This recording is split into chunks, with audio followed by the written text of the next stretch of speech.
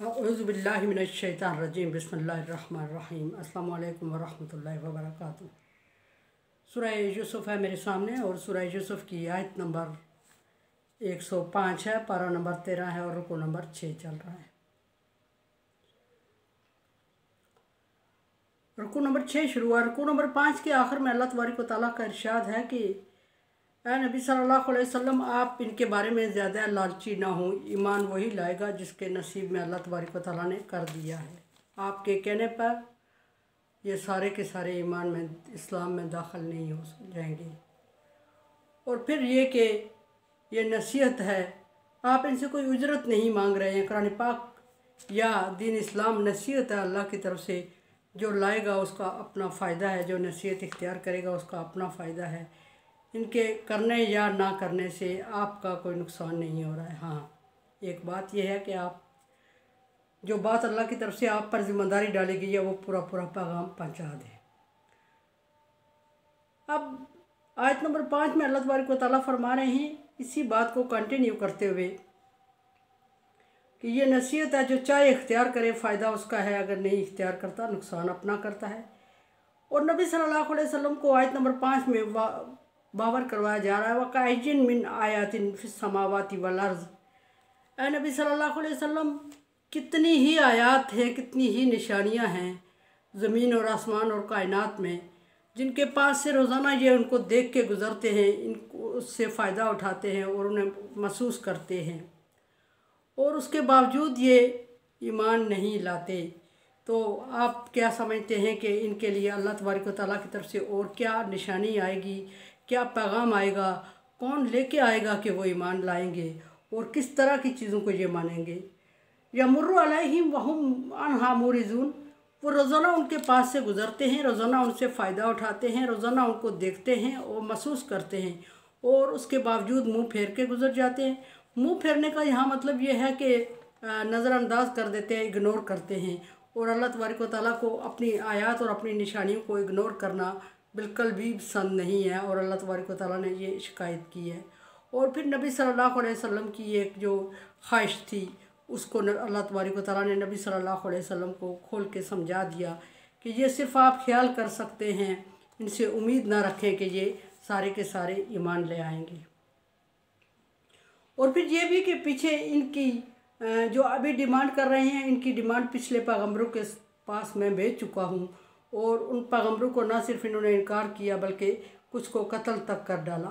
अभी अल्लाह तबारक व तआला फरमा रहे हैं कि वो आयात और निशानियों को देख के बजाय इससे सबक हासिल करने के वो अंधे और बहरे बन के गुज़र जाते हैं, और फिर ना चाहते हुए भी उसमें ईमान नहीं लाते। और फिर अल्लाह तबारक व तआला ने आगे फरमाया कि वमा युमिनु अक्सरुहुम बिल्लाहि इल्ला हुम मुश्रिकून, और जो इनमें से कुछ ईमान ले भी आते हैं, अक्सर तो ईमान लाते ही नहीं हैं, और अगर इक्का दुक्का में से कुछ ईमान ले आते हैं तो वो भी ना देखे अनचाहे में शिरक में मुलव्वस हो रहे होते हैं और शिरक कर रहे होते हैं, और वो ये समझते हैं कि वो ईमान ले आए हैं। और ईमान वो लफ्ज़ी कहते हैं, ज़ुबानी तौर पे तो वो कह रहे होते हैं कि वो ईमान ले आए हैं, लेकिन हकीकत में वो ईमान नहीं ला रहे होते हैं। शिरक खफ़ी की इसमें एक किस्म बयान की गई है। शिरक खफ़ी वो होता है कि जो बहुत मामूली और बहुत माइनर होता है, और शिरक करने वाले को महसूस नहीं होता, और वह ये समझ रहा होता है कि वो शिरक नहीं कर रहा है, लेकिन वो शिरक कर रहा होता है।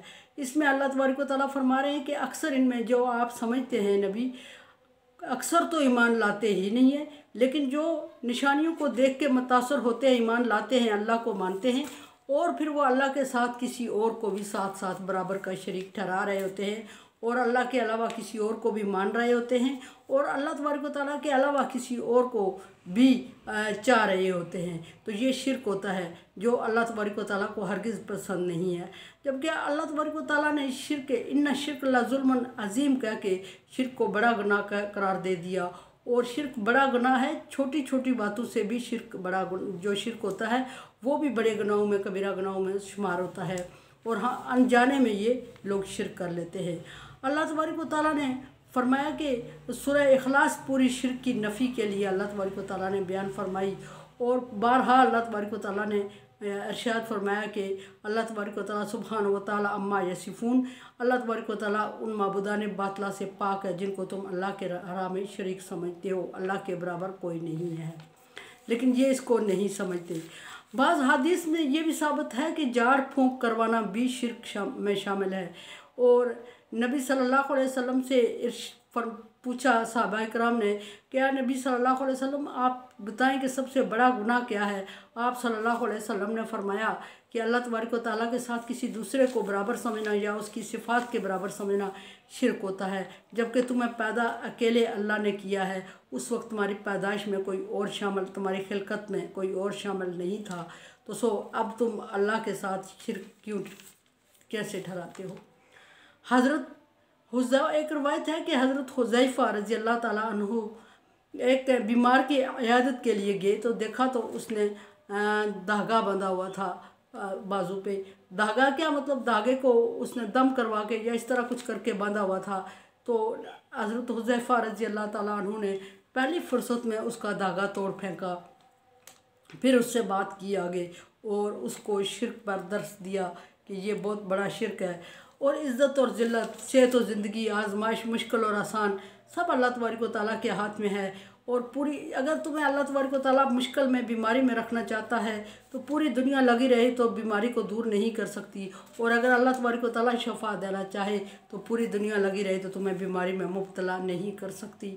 ये बहुत बड़े बड़े इस तरह के शिर्क से, ममानियत से नफ़ी फरमाई गई है। और छोटी छोटी माइनर चीज़ों को जिनको हम अनजाने में गैर महसूस तौर पे कर लेते हैं, बाज़ दफ़ा वो शिर्क के ज़ुमरे में आती हैं और जुल्म अज़ीम हो जाता है।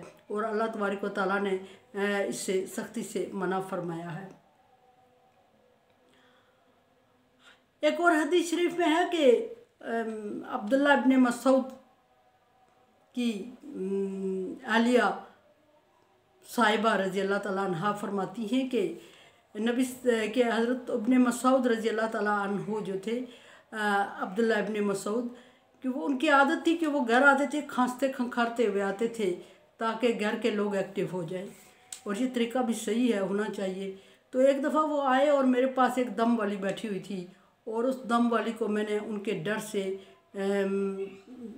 चारपाई के नीचे छुपा दिया। अल्लाह जाने उस वक्त चारपाई थी या बैठने की कोई जो भी चीज़ थी उसके नीचे छुपा दिया। और जब मैंने छुपा दिया तो इब्ने मसूद जब मेरे पास बैठे तो उन्होंने देखा कि मेरे गले में धागा बंधा हुआ था। तो उन्होंने मुझसे फरमाया, तोड़ फेंका और फरमाया कि ये क्या कर दिया और कहाँ से लाया। तो मैंने उनको एक यहूदी का हवाला दिया और हवाला देते हुए अर्ज़ की कि उससे दम करवा के लाई थी और मैंने सोचा इससे आराम आ जाता है। तो उन्होंने सख्ती से इससे मना किया कि अल्लाह तबारक व तआला के नबी को मैंने कहते हुए सुना है कि ये शिर्क है और इब्ने मसूद के घर में शिर्क नहीं चलेगा। मैंने उनसे अर्ज़ किया, कहती हैं कि मैंने उनसे अर्ज़ किया कि मेरी आंख में दर्द था, उसने मुझे दम किया और मेरी आंख ठीक हो गई। तो आप रज़ी अल्लाह तआला अन्हु ने फरमाया, तेरी आंख में शैतान ने चुटकी काट ली थी और तो उसके दम से ठीक हो गई। तो उन्हें उस वक्त ये क्यों नहीं कर दिया कि कह दिया कि अल्लाह तबारक व तआला शफा देने वाला है और वो सबसे बढ़कर शफा देता है और हर मर्ज़ उसके हाथ में है, जब चाहे शफा दे दे और तो ठीक हो जाती। इसी तरह की बहुत सारी हदीस हैं कि जिनमें झाड़ फूंक, इब्ने मसूद ने फरमाया कि झाड़ फूंक और तावीज़ गंडे और ये चीज़ें भी शिर्क में आती हैं। क्योंकि इंसान का अकीदा भटक जाता है, वो ये नहीं समझता कि इस दम से, ये जो दम करवाया है, इससे अल्लाह के कलाम से या अल्लाह तबारक व तआला के हुक्म से इसमें शफा आई है। वो ये समझने लगता है कि जिसने दम किया इसके हाथ में शफा है, इसके पास शफा है और सारी कारगुजारी इसके हाथ में है। कारगुजारी उसके हाथ में नहीं, अल्लाह के हाथ में होती है। और अल्लाह तबारक व तआला फरमाते हैं कि लाख ये सारी चीज़ें आप पर खर्च कर लें और लाख चीज़ें दम करके फूंक दें, झाड़ दें और जो भी कर दें, अगर मैं शफा ना दूं तो कोई चीज़ तुम्हें शफा नहीं देती। सो इसमें शिर्क खफ़ी यानी बहुत माइनर शिर्क की तरफ इससे आयत में इशारा है कि जो हम ना समझते हुए करते हैं।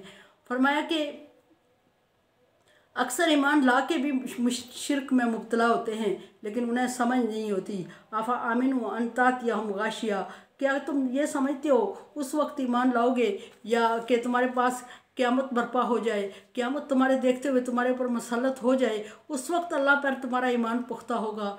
इतनी निशानियां दुनिया में तो तुम्हें अल्लाह तबारक व तआला दिखा चुका है, लेकिन तुम्हारे ईमान पर तुम ईमान में शिर्क ज़रूर करते हो।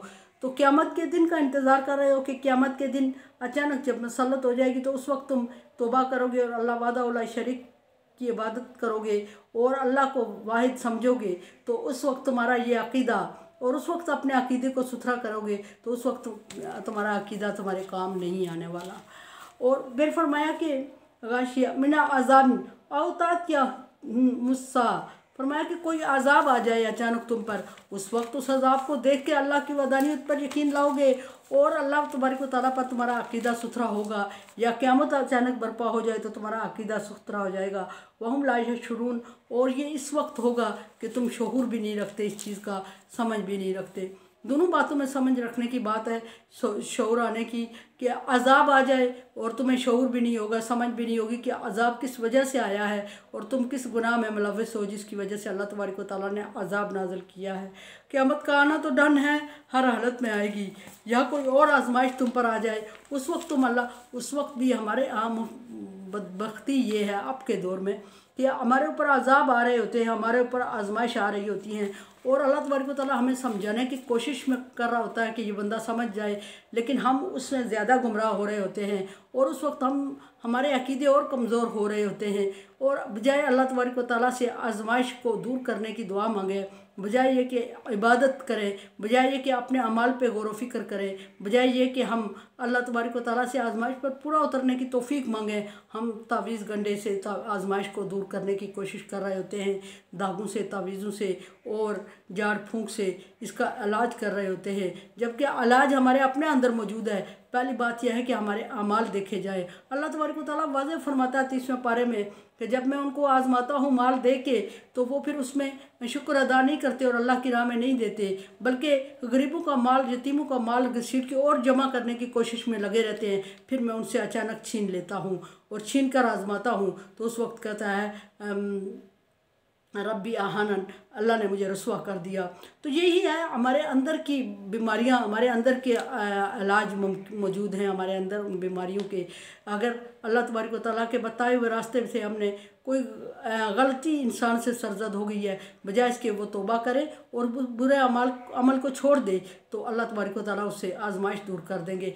अपने ऊपर गौर करे और अपने आप को समझने की कोशिश करे तो अल्लाह तबारक व तआला उसकी आजमाइश को दूर कर देंगे, बजाय इसके कि हम इस तरह दूसरों से मदद लेने की कोशिश करें।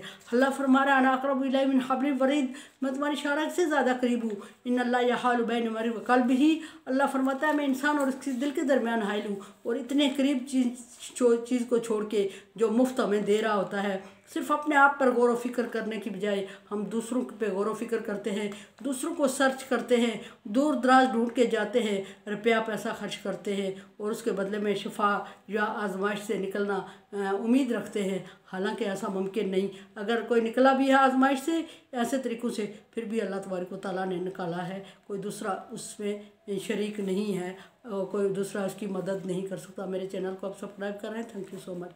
Like dislike as you like. अल्लाह हाफिज़।